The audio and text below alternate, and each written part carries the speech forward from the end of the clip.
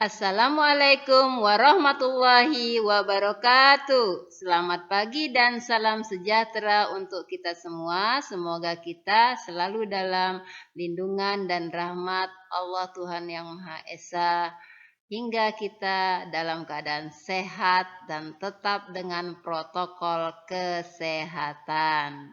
Kita belajar lagi. Mari kita belajar.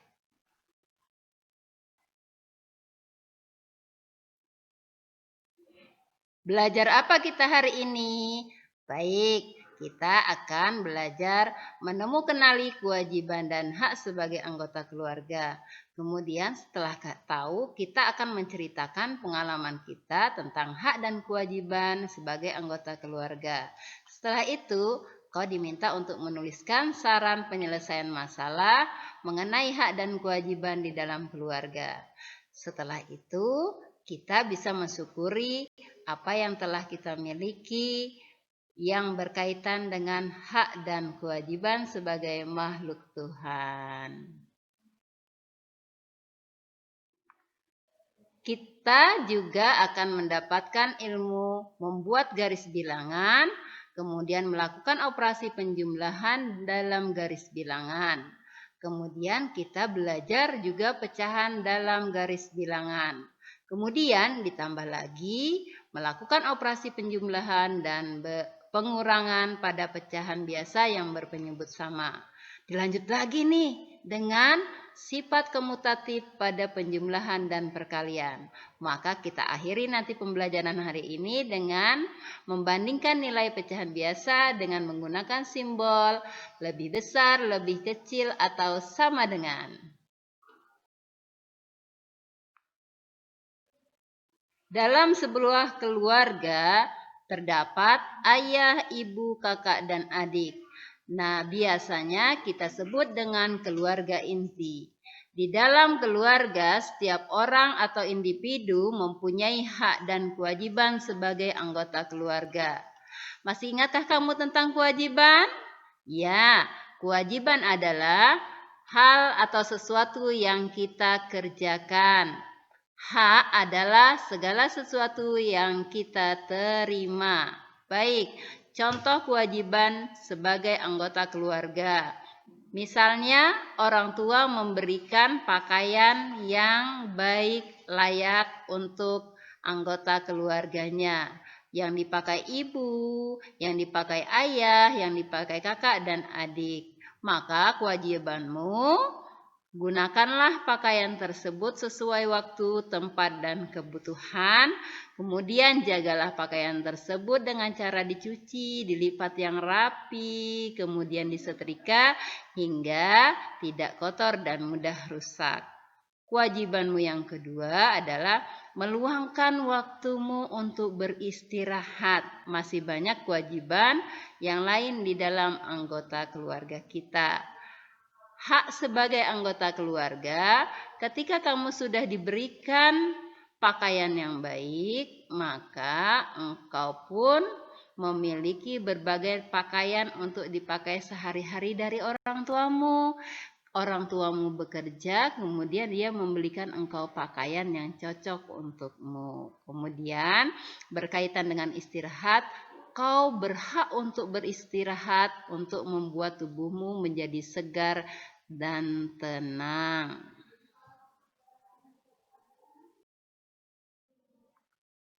Jangan lupa, setelah kita mendapatkan hak kita, maka kita wajib bersyukur kepada Tuhan Yang Maha Esa dan berterima kasih kepada orang tua kita. Karena kita telah diberi pakaian yang layak, yang rapi dan bersih. Mungkin sebagian orang di luar sana tidak mempunyai pakaian yang layak pakai seperti kita. Maka untuk itulah kita harus bersyukur. Kemudian pakaian yang kita gunakan secukupnya saja, sewajarnya saja, tidak berlebihan. Tadi disesuaikan waktu, kebutuhan, dan tempat. Tuhan Allah Subhanahu wa Ta'ala tidak menyukai orang-orang yang berlebihan. Berkaitan dengan kewajiban, biasanya kita tuh menemukan masalah tuh. Kadang kita males, kadang kita bosan. Maka kita harus mengendalikan perasaan tersebut. Masalah yang bisa muncul biasanya contoh yang ada di rumah nih. Sering kita lihat isi lemari kita berhamburan. Sebelum ibu lanjut, ibu akan memberikan pemahaman tentang masalah. Apa sih masalah itu? Masalah adalah keadaan yang belum sesuai dengan yang diharapkan dan harus diselesaikan. Nah, contohnya itu tadi. Saya punya masalah isi lemari yang berhamburan. Maka saya harus menyelesaikan masalah ini. Bagaimana caranya? Karena kalau tidak diselesaikan masalah ini akan membuat masalah untuk kita sendiri dan keluarga. Mau cari baju nggak ketemu karena berhamburan. Selanjutnya teriak sama bu, mana baju saya? Ayah, tolong carikan baju. Nah, suasana ini akan menimbulkan hubungan yang tidak harmonis. Bagaimana cara anggota keluarga yang lain untuk memberikan saran? Apa saran itu? Saran adalah anjuran yang dikemukakan untuk mengatasi suatu masalah. Nah, ketika kita memberikan saran, gunakanlah kata saran sebaiknya atau seharusnya. Kemudian sampaikanlah saran tersebut dengan sopan hingga tidak menyinggung perasaan orang lain. Setelah memberikan saran, berikanlah solusinya atau membantu untuk menyelesaikannya. Saran untuk masalah dapat kita buat untuk masalah di atas sebagai contoh. Sebaiknya ambillah bajumu dengan perlahan agar tidak berhamburan, sehingga kamu mau menggunakan baju lagi, kamu mudah untuk mencarinya. Itu contoh saran yang diberikan untuk masalah di atas. Semoga kamu tidak mempunyai masalah dan pandai memberikan saran berikut solusinya.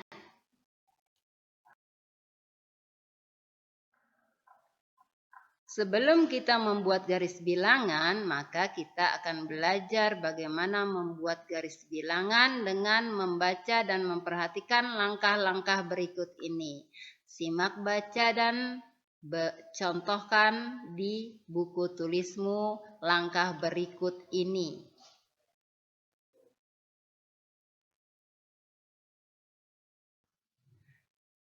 Baik, kali ini kita akan praktek membuat garis bilangan. Simak video berikut ini. Berikut penjelasan penjumlahan dengan menggunakan garis bilangan.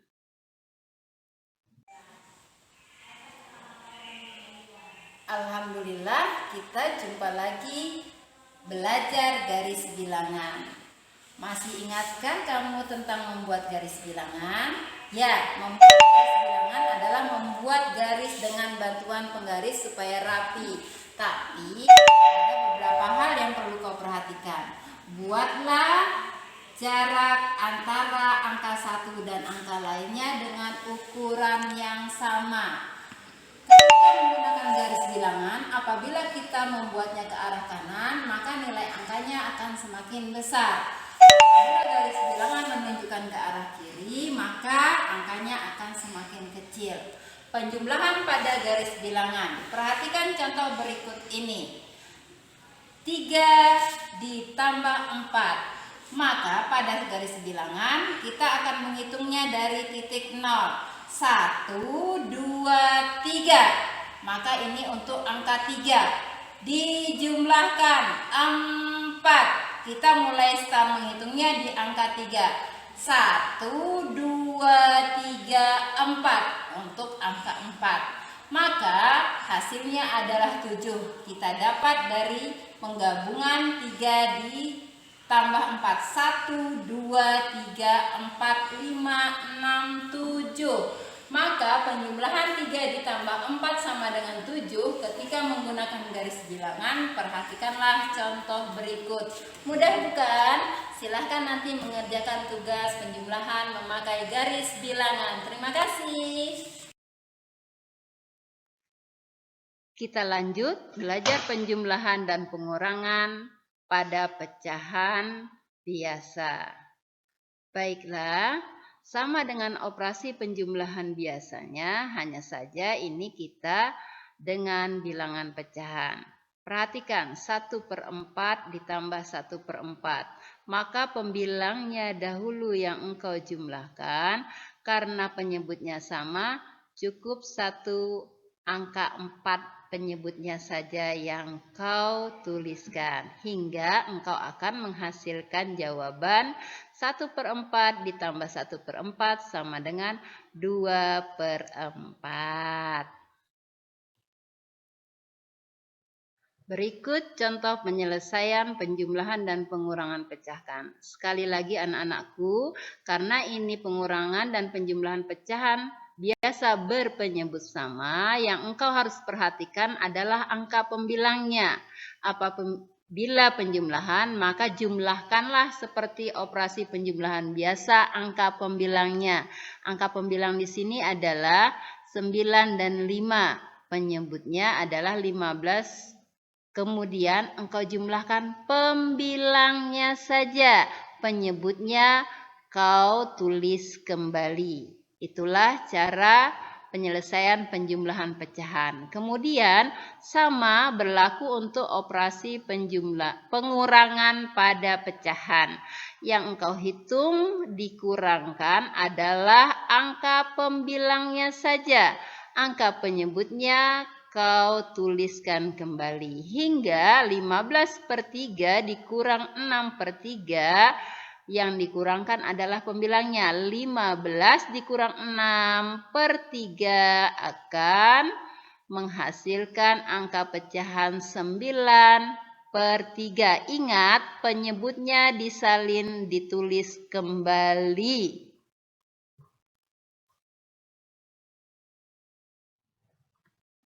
Sekarang kita akan mengamati gambar pengurangan pada pecahan.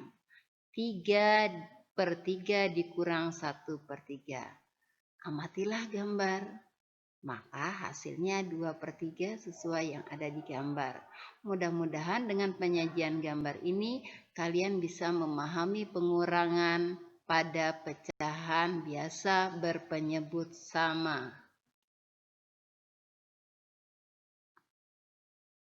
Lanjut, kita belajar membandingkan nilai pecahan sederhana dengan simbol lebih kecil, lebih besar, dan sama dengan. Perhatikanlah nilai pecahan pada sisi kiri. Ini adalah satu bagian. Kemudian tanda panah warna ungu menunjukkan bahwa satu bagian itu akan dibagi 8 bagian yang sama untuk gambar pertama. Kemudian gambar kedua, satu bagian akan dibagi 6 bagian yang sama. Bandingkanlah gambar 1/8 dan 1/6. Ukuran bagiannya mana yang besar? Ya, ukuran bagian yang terlihat besar dan memang besar adalah di 1/6. Untuk lebih memahami tentang gambar di atas tadi, bacalah teks berikut ini. Semoga bisa lebih memantapkan pemahamanmu.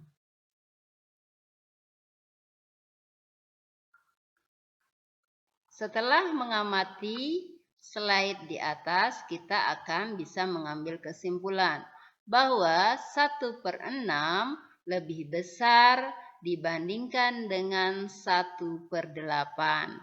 Amatilah ukuran buah melon tersebut. Baik, kita akan lanjut untuk contoh berikutnya. Amatilah buah melon 2/8 dan 2/6. Gambar yang lebih besar ukurannya adalah 2/6. Artinya 2/8 lebih kecil dibandingkan dengan 2/6. Kemudian amatilah di pecahan buah melon 3/8 dan 3/6. Manakah yang lebih besar? Ya, 3/6. Artinya 3/8 lebih kecil dibanding 3/6. Kita akan membandingkan gambar pecahan berikut. Satu bagian utuh adalah yang berwarna hijau penuh. Di samping kanannya adalah satu bagian tadi dibagi menjadi 2 bagian, maka akan tertulis 1/2. Kemudian di bawah satu bagian utuh sebelah kiri, bagian utuh satu tadi dibagi menjadi 4, maka kita akan tulis 1/4. Kemudian di sebelah kanannya adalah 1/8. Satu bagian dibagi menjadi 8. Amati ya nak, pembilang dan penyebutnya. Ada yang berbeda tuh. Mari kita lanjutkan menemukan perbedaannya. Setelah kita mengamati gambar pecahan di atas, kita akan menemukan persamaan dan perbedaan pada angka pembilang dan penyebutnya. Ya, angka pembilangnya sama, yaitu 1. Namun, angka penyebutnya berbeda sesuai dengan nilai pecahannya. Jadi, kita dapat simpulkan untuk pecahan dengan angka pembilang sama, maka makin besar angka penyebutnya, makin kecil nilai pecahannya.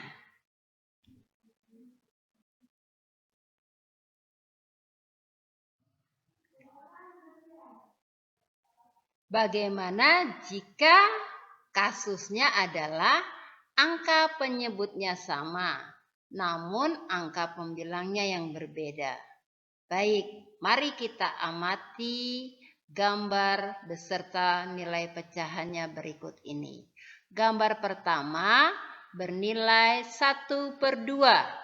Gambar kedua adalah 2/2. Kalau pembilang dan penyebutnya sama, itu merupakan satu bagian yang utuh. Contohnya 2/2. Ini bernilai 1 bagian, sama dengan 1 bagian. Perhatikan di pecahan 1/4. Gambarnya sama ukurannya tetapi dibagi 4. Dibandingkan dengan gambar 2/4. Kemudian 1/8 dibandingkan dengan 3/8. Ya, maka 1/2 lebih kecil dibandingkan 2/2. Lihatlah gambarnya. Kemudian 1/4 lebih kecil dibandingkan dengan 2/4. Sekali lagi amati gambarnya yang berwarna hijau ya nak ya. Dan yang ketiga 1/8 lebih kecil dibandingkan dengan 3/8.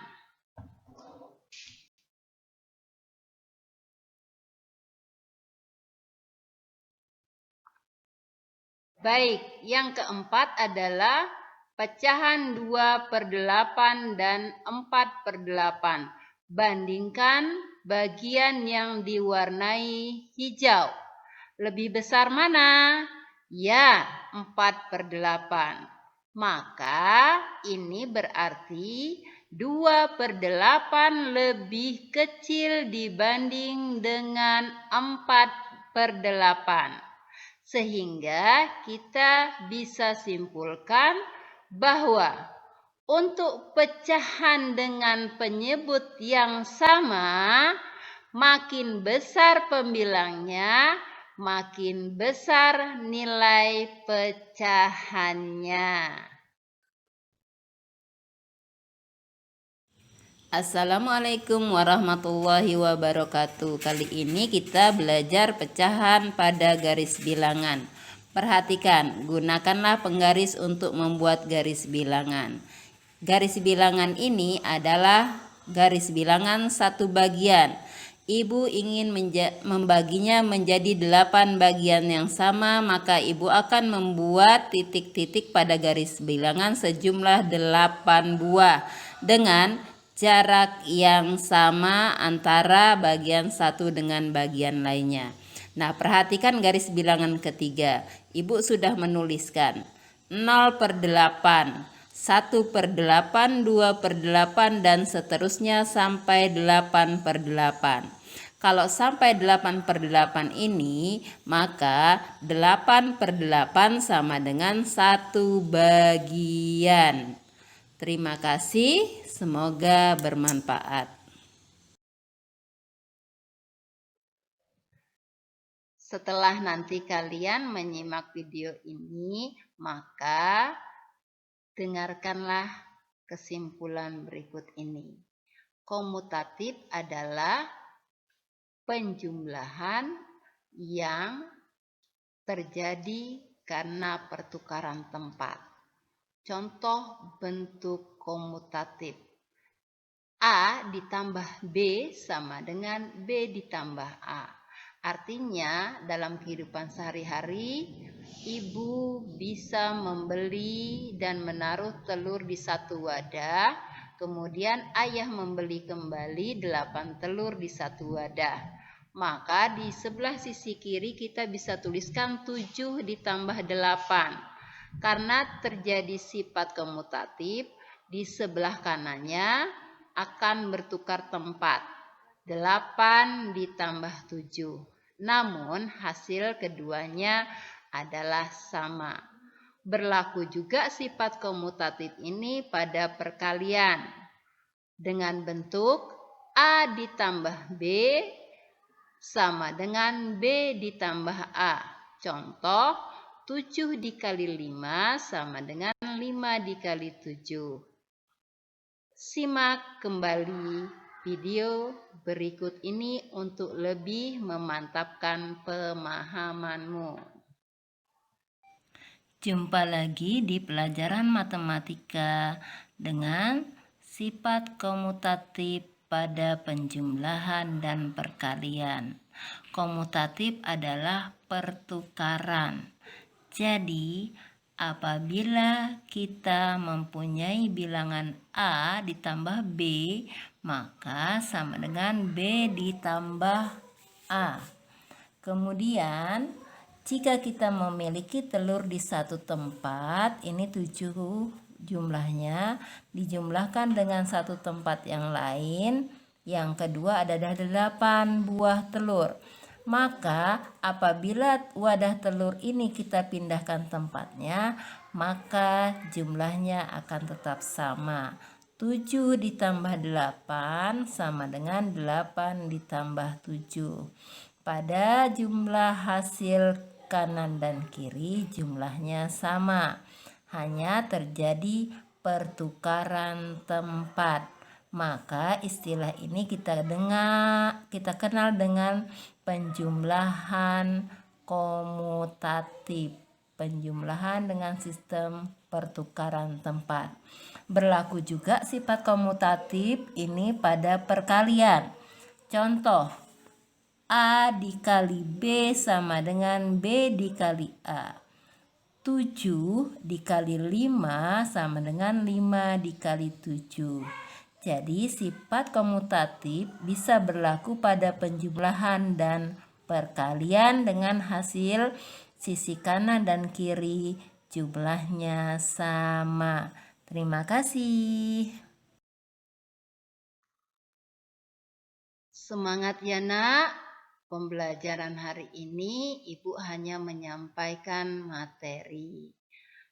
Ingat, Simpan baik-baik sebagai bekalmu belajar di rumah dan menyelesaikan tugas-tugas berikutnya. Salam BDR, tetap sehat, gembira, dan semangat walau belajar dari rumah. Terima kasih juga saya sampaikan kepada ayah bunda yang telah menjadi guru BDR di rumah. Terima kasih. Waalaikumsalam warahmatullahi wabarakatuh. Selamat pagi dan salam sejahtera untuk kita semua.